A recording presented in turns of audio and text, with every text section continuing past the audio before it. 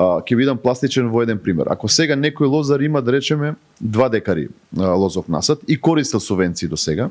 во новата програма велиме 0,5 е минималната површина. Со тоа што наредниве 2 години, 26-та и 27-ма, ќе му дадеме преоден период и ќе ги зима истите субвенции како и претходните години, со тоа што треба да знае од 28 година ќе нема да може да користи субвенции ако не дојде до прагот 0,5.